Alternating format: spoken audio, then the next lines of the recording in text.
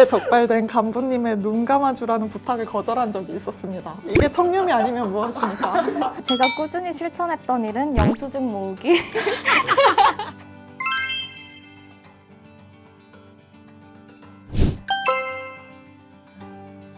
지금 재무팀에서 근무하고 있는 1년차 주임입니다. 현재 1년 차로 인사팀에서 근무 중입니다. 안녕하세요. 저도 19년도 하반기에 입사해서 지금 전략기획팀에서 근무하고 있습니다. 음악 패션 산업팀 2년차 주임입니다. 안녕하세요. 애니캐릭터 산업팀 2년차 주임입니다. 실감 콘텐츠팀 2년차 주임입니다.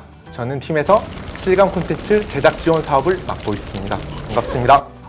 아니 이 사람이 면접 볼 때 이렇게 해서 나 귀 완전 죽어가지고 근데 이게 실제로 말투거든요. 진짜 귀 죽어가지고 약간 울면서 말했잖아. 저 우시는 분이 있었는데 바로 옆에 계셨네.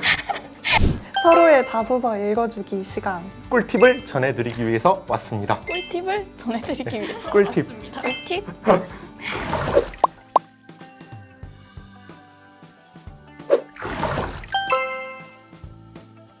먼저 들었던 생각은 그래도 다들 이렇게 열심히 했었지 하는 어떤 추억 여행 같은. 내가 어떻게 들어왔지? 그 운전 면허증 2종 보통을 적으셨더라고요. 일정도 아닌데 왜 적었어? 그러니까요. 직무 연관성이 가장 중요한데. 언젠가는 콘즈너에서 운전기사 할 수도 있으니까 그런 미래를 대비하시는 거군요. 네. 운전할 때까지 하려고. 공공기관에서는 이 자소서를 뽑을 수밖에 없다라는 생각이 들었어요. 지금 요즘 항상 그 문화기술 같은 것들도 강조를 하고 있는 실정이잖아요. 그래서 그런 부분들에 대해서 경험이 있다. 그래서 내가 이런 것들을 배웠다라고 강조해 주신 부분이 굉장히 유인 요소였다고 생각합니다.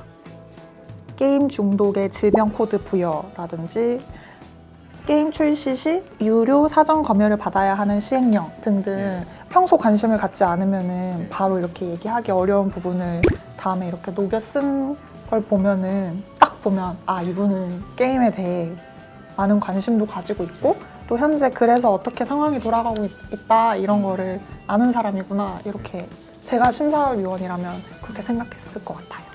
마지막에 다각도로 노력한 결과 도서관 이용자들이 시간이 지날수록 증가하여 전체 사원 중 80% 정도가 도서관을 이용하게 되었습니다. 그 다른 이제 공사에서 일을 할 때 도서관을 관리해 본 경험이 있거든요.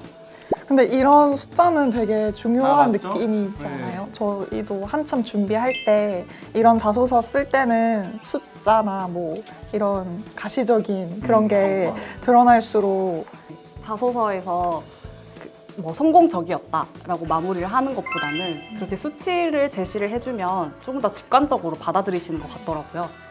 이제 옆에 있는 주임님께서 작성하신 부분에서도 본인이 애니메이션 산업에서 업무를 하시고 이 애니메이션 업계에서 한국콘텐츠진흥원에 어떤 지원을 받으면은 이제 좋을지에 대해서 생각해봤다는 게 그 사업에 대한 이해를 하고 있다는 얘기여서 좀 면접관님들한테 좋은 어필이 되지 않았을까라고 생각을 했습니다. 저는 이전의 경험들을 제가 했던 대외 활동이든 또는 업무 경험이든 모든 나열을 해놓고 여기서 우리 콘진원 사업에 도움이 될 수 있는 이제 경험들을 뽑아서 적기 위해서 노력했습니다. 저도 약간 경험이 되게 많았는데 그 중에서 콘진원과 뭔가 관련 있는 경험만 이렇게 뽑아내려고 되게 노력을 많이 했거든요. 그런데 쓰다 보면 이제 모두가 욕심이 생기니까 이것도 이제 저것도 다 넣게 되는데 그럼 오히려 자소서 내용이 집중도 안 되고 그래서 과감하게 버릴 건 버리고 좀 진짜 집중해서 쓸 것만. 콘텐츠에 대한 애정도 굉장히 중요하지만 거기서 더 나아가서 우리 원이 그 분야에 대해서 어떤 사업들을 펼치고 있는지 공부해서 쓰는 것도 되게 좋을 것 같다고 생각이 돼요.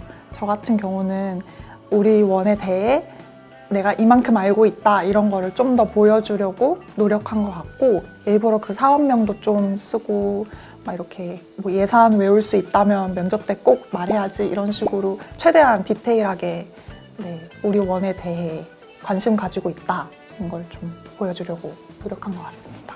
한국콘텐츠진흥원이라고 하시면은 뭐 콘텐츠 경험을 생각하셔서 콘텐츠 제작 경험에 대해서 어필하시는 분들이 굉장히 많으셨는데 제가 생각했을 때 이제 콘텐츠 진흥에 더 오히려 방점이 찍혀 있는 부분이기 때문에 콘텐츠 제작 환경을 개선했던 경험이나 그런 것들을 좀 어필하면은 좋을 것 같다라고 생각을 했어요. 자신의 생각을 잘 표현할 수 있는 사람을 콘진원은 원한다고 생각합니다.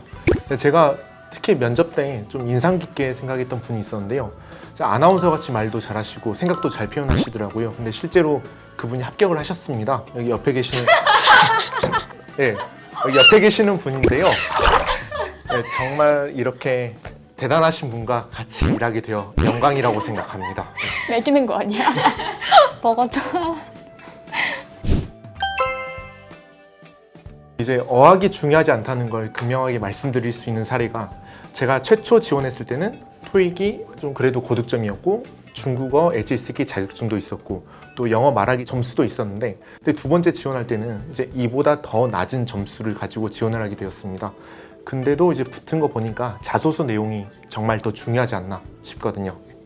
자격증은 자동차 운전면허 자격증 넣어도 되니까.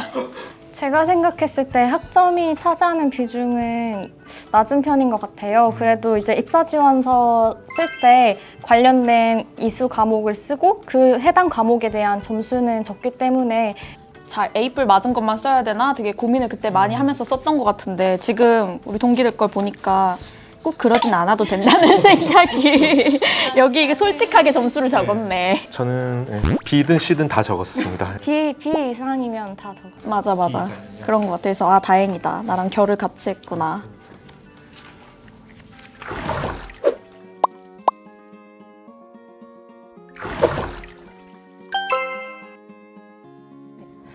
저희와는 1차 역량 면접, 2차 최종 면접으로 진행됩니다. 두 면접 모두 다대다 면접으로 진행되고요. 1차 역량 면접 같은 경우는 자소서 기반의 경험 면접과 또 상황 질문이 이루어지고요. 2차 최종 면접 같은 경우는 직무 수행 의지나 가치관 등에 대해서 좀 더 자세히 물어보셨던 것 같습니다. 답이 없는 질문들을 좀 말할 때부터 이거는 답이 없으니까 자유롭게 이제 본인의 의견을 말하라라는 질문들이 많아요. 그래서 이제 말하면서 이 사람이 어떤 논리를 가지고 말을 하는지 그런 거를 보는 경우가 좀 많은 것 같아요.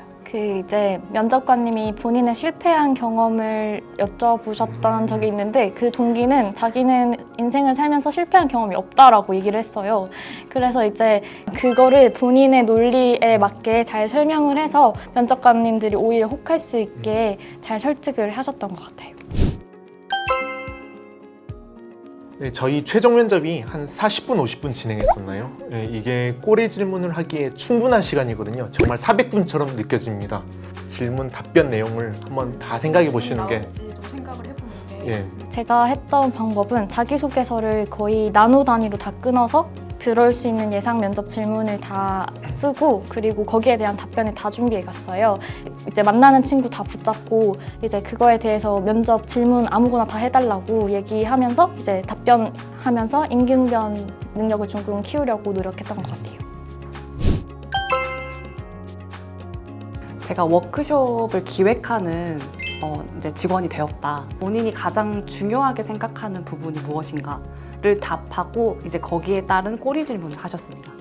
제가 말을 하려고 했던 거를 다 앞에서 말을 하신 거예요. 미리 그 상황이나 안건과 그 주제에 대해서 미리 배포를 하고 그거에 대해서 브레인스토밍을 해온 상태에서 참석자들을 참가시키도록 하겠다라는 식의 답변을 했던 것 같습니다. 사실 좋았던 답변은 아니었던 것 같은데 새롭지 않았나? 뭐 시뮬레이션 상황을 줘볼 테니 그것을 각자 제일 잘하는 언어로 대처해 봐라라는 상황을 주셔서 뭐 한 개를 번역해야 되는데 그거를 뭐 개 한 마리로 번역한 상황이라고 그래서 이 번역이 잘못됐다는 거를 그쪽 나라 담당자에게 말을 해야 되는 상황이었습니다. 스미마셍. 翻訳に間違いがありました。ハレルべき文章が犬1匹と翻訳されて 요즘 콘텐츠 업계 이슈? 이런 거를 이제 질문을 하셨었는데 그때 제가 그 롤이라는 롤드컵 경기 오프닝에서 그 KDA라는 가상의 걸그룹, 롤의 약간 아바타를 이용한 가상의 걸그룹들이 그 오프닝 공연을 했단 말이에요. 근데 제가 좋아하는 이제 가수도 같이 거기서 했어서 그걸 되게 인상 깊게 그 무대를 봤어가지고 지금 생각해 보니까 실감 콘텐츠와 음악과 뭔가 게임의 약간 융합 같은 느낌이었는데 앞으로 왠지 이런 게 발전할 것 같다. 그게 요즘 이슈인 것 같다라고 말을 했었어요. 그게 좀 잘 먹혔던 것 같아요.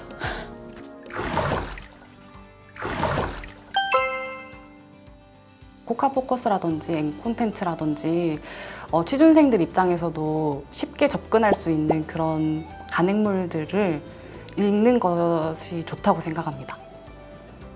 아무래도 콘텐츠진흥원에 대한 동향이나 그런 흐름을 제일 파악하기 쉬운 미디어가 저희 콘텐츠진흥원 페이스북이나 그런 SNS를 통해서 많이 접근을 할 수 있었고요. 그리고 네이버 포스트 같은 경우에 글이 일목요연하게 잘 정리가 되어 있어서 그 부분도 취준생들이 보면은 확실히 도움이 될 레퍼런스인 것 같습니다. 굉장히 저도 취준 생활이 길었던 편이라서 그 어려움을 알고 있는데 언젠가 끝이 있다는 말씀을 드리고 싶습니다. 콘텐츠에 대한 애정과 콘텐츠 산업에 대한 이해가 있다면 블라인드 채용을 통해서 충분히 들어올 수 있는 곳이니까 이렇게 겁먹지 마시고 지원해 주셨으면 좋겠습니다. 자소서도 쓰셔야 하고 또 NCS 준비도 하셔야 하고 굉장히 힘드실 텐데 그 힘드신 만큼 정말 좋은 회사이고 합격하셨을 때 정말 재밌게 일할 수 있는 회사니까 조금 더 힘내셨으면 좋겠습니다. 콘텐츠 다양한 분야의 지원 사업에 관심 있으신 분들이라면 주저없이 지원해 주셔서 꼭 함께 했으면 좋겠습니다. 한국 콘텐츠 진흥원에서 만나요. 꼭.